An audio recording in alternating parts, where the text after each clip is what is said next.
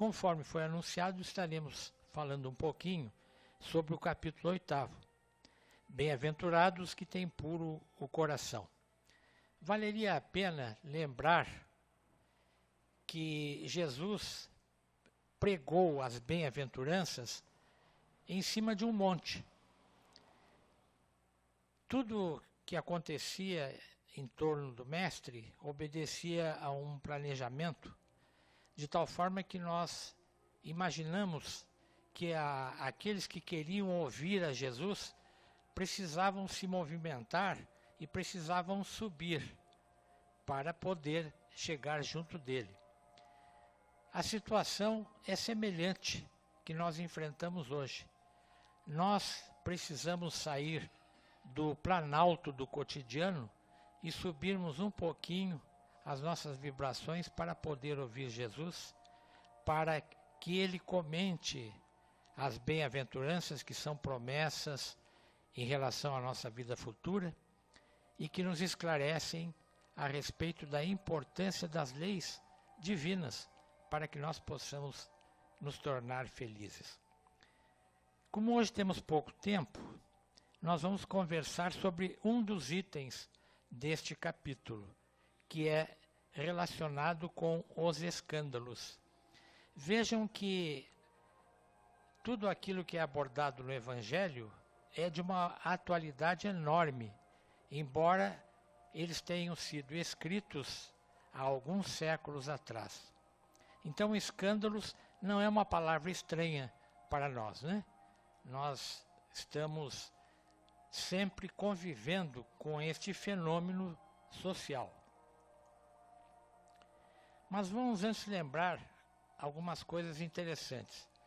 Bem-aventurança, na filosofia grega, quer dizer felicidade. Quem é que quer ser feliz? Fica sentado quem quer ser feliz. Eu estou aqui de pé, mas quero ser feliz também. O conceito de felicidade, entretanto, ele é um conceito variável dentro das condições que nós temos num planeta de provas e expiações. A felicidade depende do nível de evolução do espírito, né? De tal forma que nós vamos só dar aqui um bom exemplo. Muitos de nós imaginamos que os anjos vivem no céu, no paraíso. Mas os anjos de verdade, eles trabalham nos infernos. Eles não nos abandonam, eles estão nos socorrendo sempre. É o caso do Dr. Bezerra de Menezes, que quando desencarnou, recebeu de Maria Santíssima o convite para visitar regiões paradisíacas. E ele pediu com muita humildade para ela que ele pudesse continuar aqui nos socorrendo. E até hoje esse anjo está conosco, né? Então, naturalmente que a felicidade para ele seria então servir os seus irmãos da retaguarda que somos nós, né? Bem-aventurança em hebraico tem um outro significado ainda, que quer dizer marcha. Todos nós estamos submetidos a um processo de evolução. É a pedagogia divina, é a lei do progresso. As criaturas de Deus foram criadas para serem felizes. Fomos dotados de inteligência, recebemos uma série de atributos e precisamos trabalhar para merecer, então, a felicidade que todos nós almejamos e que vamos atingir um dia. Conversemos então um pouco a respeito das advertências colocadas por Jesus nessa parte do Evangelho. A primeira advertência, segundo nos relata Mateus, diz o seguinte: ai do mundo por causa dos escândalos. E aqui vale a pena lembrar que o mundo a que Jesus estava se referindo é o mundo de provas e expiações, onde nós nos achamos provisoriamente internados, né? Então, ai do mundo por causa dos escândalos. É necessário, entretanto, reconhecia o mestre, que venham escândalos, que sempre ocorreram, então, junto da história dessa parcela da humanidade que habita o planeta Terra. Mas ai do homem por quem o escândalo venha. Veja que interessante, né? É uma advertência forte feita por Jesus há cerca de 21 séculos. A segunda advertência, ele estava falando ainda para a infância intelectual da humanidade. Então ele precisava usar de elementos, de palavras fortes, né? De figuras que realmente impressionassem. Então ele vai dizer o seguinte: se a vossa mão ou o vosso pé vos é objeto de escândalo, cortai-os e lançai-os longe de vós. Imagine, hein? Cortar a mão, cortar o pé. Se o vosso olho é objeto de escândalo, arrancai-o e lançai-o longe de vós. É uma figura forte ou não é? Ficar cego, arrancar o próprio olho, deve ser bem doloroso fazer isso, né? É preferível, entretanto, que entreis na vida tendo um só pé e um só olho, do que terdes dois e serdes lançados no fogo eterno. Aqui nós temos uma outra expressão forte de Jesus, né? Na época acreditava-se muito, era o maniqueísmo, né? Que significa o seguinte: sempre existiram na mente das criaturas, dos espíritos menos evoluídos, a ideia de que existe um poder muito grande do mal que se opõe ao bem. Então, este poderoso, o demônio, não é? Que também tem vários significados no mundo antigo, mas um dos significados de demônio era essa entidade poderosa que dominava os infernos. Daí a ideia de fogo eterno. E Jesus ter usado essa expressão que era realmente de amedrontar aqueles que o ouviam, né? Lançados no fogo eterno. Hoje a doutrina espírita nos esclarece que o mal não é permanente e, portanto, não existem também penas eternas, né? Mas isso não impede que a gente sofra a consequência dos nossos atos de acordo com o grau de comprometimento de cada um de nós. O que quer dizer, então, escândalo, no seu sentido vulgar? E nós afirmávamos que a abordagem de Jesus é de uma atualidade enorme, e aí nós temos uma manchete recente, né? Trata-se, então, da repercussão de uma ação que vai de encontro à moral ou ao decoro. No sentido evangélico, entretanto, se aplica de uma forma mais extensa e mais profunda a palavra escândalo, porque ela se refere a tudo que resulta dos vícios e das imperfeições humanas, com ou sem repercussão. Aqui é um ponto interessante, né? Porque o escândalo só é escândalo quando vem à tona. Existem muitos escândalos que ainda são obscuros, que ainda não foram, digamos assim, divulgados. Entretanto, se isso não aconteceu a nível social, a nível do nosso dia a dia, não escapa nenhum desses escândalos à observação, por exemplo, dos espíritos que nos acompanham 24 horas por dia. Inclusive aqueles que são nossos inimigos e que se aproveitam das nossas imperfeições para nos obsidiarem, para nos prejudicarem. Então, vamos colocar bem essa ideia, que escândalo é tudo aquilo que resulta dos vícios. Quando Jesus fala que é preciso que haja escândalo no mundo, a resposta é de que existe uma necessidade que é decorrente das imperfeições humanas. E aqui nós precisamos então lembrar que existe uma escala dos espíritos. Lá em O Livro dos Espíritos nós temos essa escala, onde se apresentam três grandes classes de espíritos.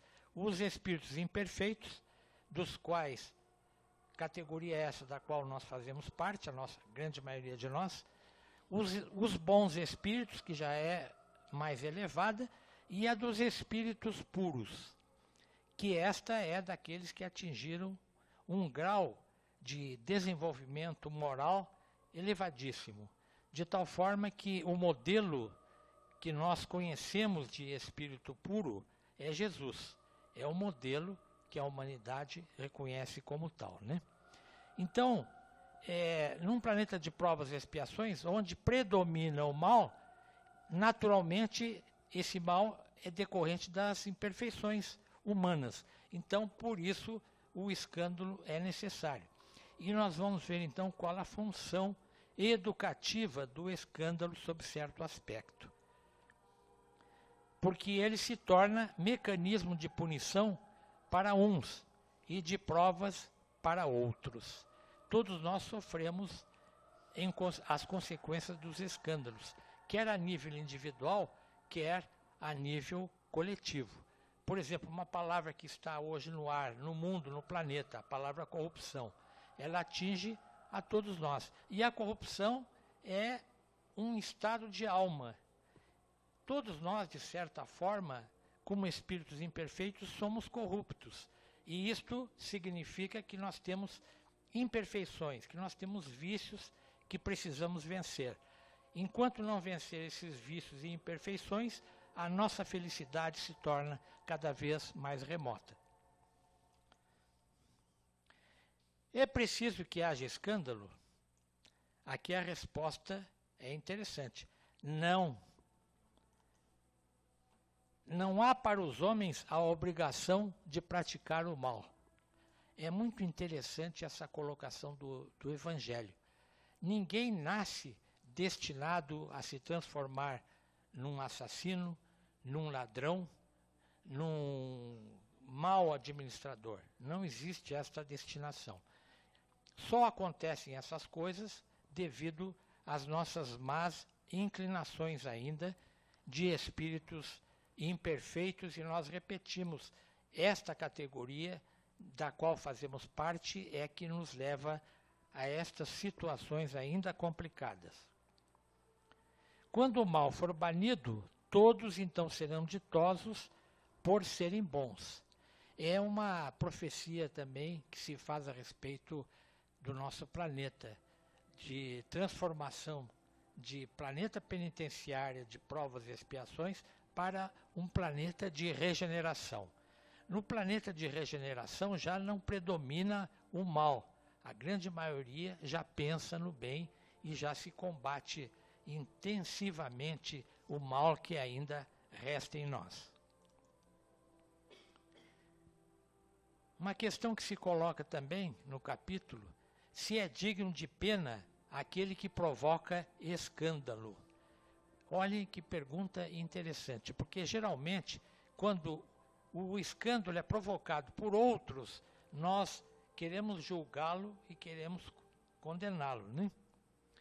Mas a resposta dada pelo Evangelho é sim, eles são dignos de pena, porque o escândalo de hoje não ficará impune, pois sob a ação da lei de causa e efeito, sofrerá o que fez o próximo sofrer.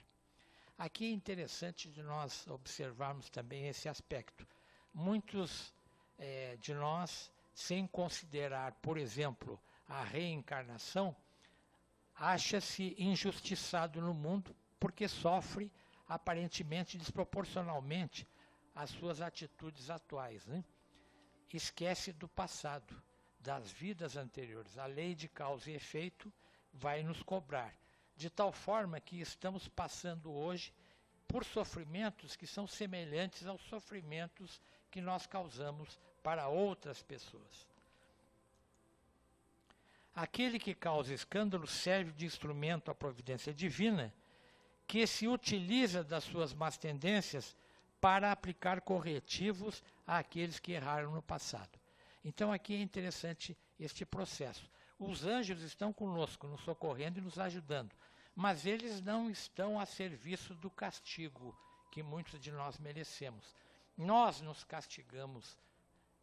Nós mesmos, que somos imperfeitos, somos motivo de embaraço uns para os outros, né? decifrando então o enigma a respeito de cortar pés, cortar mãos, arrancar o olho. Jesus usou essas palavras no sentido alegórico. É o que nós chamamos de figura de retórica, né? Forte para realmente impressionar. Seria um absurdo se tomado ao pé da letra. Apesar de que em alguns países existe o costume de cortar as mãos dos ladrões, né? Não pode essa ideia se espalhar, né? Porque teríamos muitos manetas por aí, né? Significa então que cada um deve destruir em si toda a causa de escândalo, isto é, tudo aquilo que representa uma expressão do mal das criaturas. É natural que muitas pessoas também que não têm ainda uma instrução evangélica não entendem por que Deus permite que ocorra tanto mal no mundo. Esses crimes ignóbeis, tantas coisas que nos deixam apavorados, vamos dizer assim, né? Intranquilos.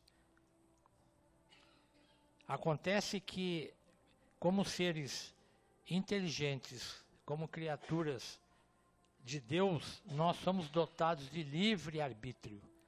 Isto é, nós podemos escolher os nossos caminhos. Agora, nós somos responsáveis pelos nossos atos. Então, aquele que fere pela espada será ferido. Em compensação, todos os benefícios, por pequenos que sejam, que nós realizamos, eles também, em nosso favor, retornam na condição de bênçãos para os nossos caminhos. O sofrimento resultante de maus atos reconduzirá a criatura ao caminho do bem. Vejam que coisa interessante. Quando nós estamos sofrendo, quando nós estamos com dificuldade, nós nos tornamos mais humildes. Nós buscamos socorro fora de nós. O socorro transcendente de Deus, através da prece, através das rogativas. Então o sofrimento nos corrige. É assim então que do mal Deus tira o bem. O processo normal da evolução é através do amor. O amor é a lei do universo, a mais importante de todas elas. Jesus foi a encarnação do amor de Deus para junto de nós. Então, o progresso normal da evolução é através do amor. Entretanto, nós não sabemos ainda amar neste sentido divino. O sofrimento, então, acaba sendo um recurso temporário que é decorrente do mau proceder do homem. Então, o sofrimento, por enquanto, se faz necessário para nos tanger para o caminho do bem. O capítulo, então, fala para nós que é muito importante cuidar dos sentimentos, cuidar do coração, dos pensamentos puros para conhecer, para ver Deus. Não com os olhos do corpo, mas com os olhos do Espírito. Para encerrar, então, nós colocamos este pensamento que diz o seguinte: não basta ao homem somente abster-se de praticar o mal. É necessário destruir em si tudo o que leve a praticá-lo, seja por atos, palavras ou pensamentos. Nós somos responsáveis pelos nossos pensamentos também. A oração e a vigilância são poderosos auxiliares para se manter o coração livre das influências do mal. Eis a fonte. Obrigado pela atenção e que Deus nos ampare a todos nós.